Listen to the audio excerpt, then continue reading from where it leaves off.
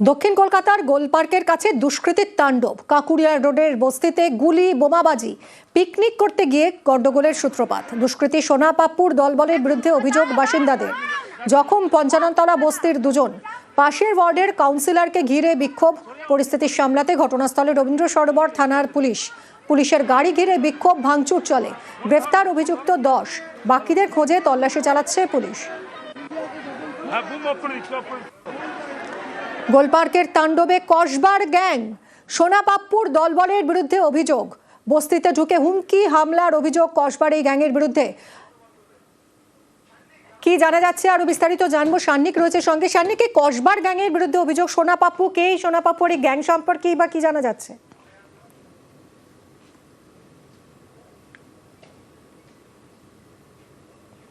দেখো, মূলত যেটা স্থানীয় সূত্র মারফত আমরা জানতে পারছি, সোনা পাপ্পু মূলত তিলজলা থানা এলাকার বাসিন্দা।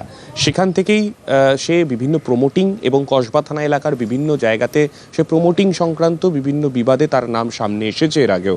এর আগে এই এলাকা অর্থাৎ রবীন্দ্র সরোবর থানা এলাকাতে এর আগে একটি গণেশ পুজোতেও অশান্তি হয়েছিল, সেক্ষেত্রেও কিন্তু নাম জড়িয়েছিল এই সোনা পাপ্পুর। গতকাল সন্ধেবেলা একটি পিকনিক চলছিল এই কাকুলিয়া রোডের পাশে। সেখানে যখন পিকনিক চলছে সেই সময় সশস্ত্র দুষ্কৃতীরা সেখানে এসে হামলা চালায় এবং সেখানে যেটা স্থানীয় সূত্রে খবর, মূলত প্রমোটিং সংক্রান্ত বিবাদেই দুপক্ষের মধ্যে গতকাল সেই সংঘর্ষ হয়েছিল।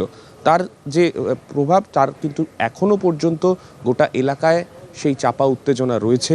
এখনো পর্যন্ত পুলিশ প্রশাসন গোটা এলাকায় তাদের পেট্রোলিং বাড়িয়েছে, সেখানে পুলিশ পোস্টিং রয়েছে এবং গতকালের যে ঘটনা, সেই ঘটনায় এখনো পর্যন্ত কলকাতা পুলিশের তরফে মোট 10 জনকে গ্রেফতার করা হয়েছে।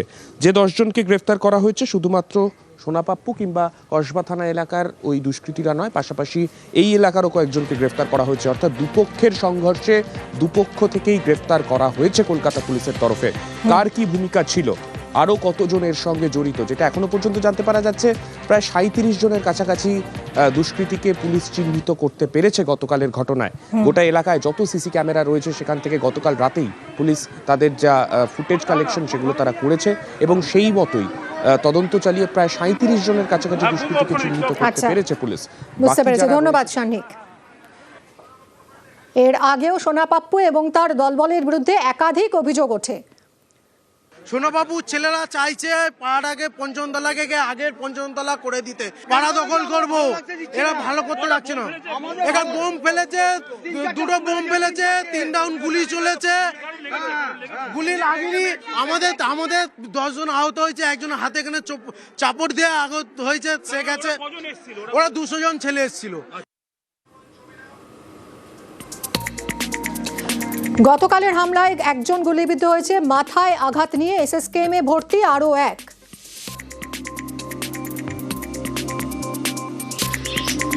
কে হয়েছিল? আমার ছেলে। কি নাম ছিল? সুরিজিৎ সরকার। আচ্ছা, প্রথমে কোথায় নিয়ে যাওয়া ছিল? না ওই শিশু যেখানে নিয়ে গেছে ওখানে নিয়ে যাচ্ছিল। আচ্ছা, অন্তত এসছে, এখানে চলে এসছে, বলে বসে থাকো, কিছু হয়নি, নেয়নি। অভিযোগ করতে আমরা যখন হ্যাঁ, তখন নেয়নি, অভিযোগ নেয়নি। ওনাকে নিয়ে যাওয়া হয়েছিল, বলেছিল ভাঙড়ে, তো ভাঙড়ে নিয়ে যাওয়া হয়নি, ওনাকে হাজরা চিত্তরঞ্জনে নিয়ে যাওয়া হয়েছিল। তো ওখান থেকে শুধু তো হাতে ব্যান্ডেজ করে ছেড়ে দিয়েছে, তো কোনো স্টেপ নেয়নি, নিচ্ছিল না। প্রথম থেকে ওদেরকে শুধু কেস লিখে বসিয়ে রেখে দিয়েছিল, তা খালি বলছে বসুন বসুন করে যাচ্ছিল, কেস লিখছিল না। তারপর আমার বাড়ির লোকরা সবাই এসছে এখানটায়, ওর হাতে লেগেছে, বুকে এইখানটায় মেরেছে। কমপ্লেন করেছি। যারা মেরেছে তাদের নামে করেছি। আর এই ঘটনায় কলকাতার পুলিশ কমিশনার সুপ্রতিম সরকার কি বলেছেন শুনুন। কাউকে ছাড়া হবে না। গতকাল যে ঘটনা ঘটেছে তারপরে আমাদের রেড হয়েছে সারা রাত ধরে, 10 persons have been arrested, red চলছে, পেট্রোলিং চলছে। যারা ঘটনা ঘটিয়েছে কাউকে ছাড়া হবে না।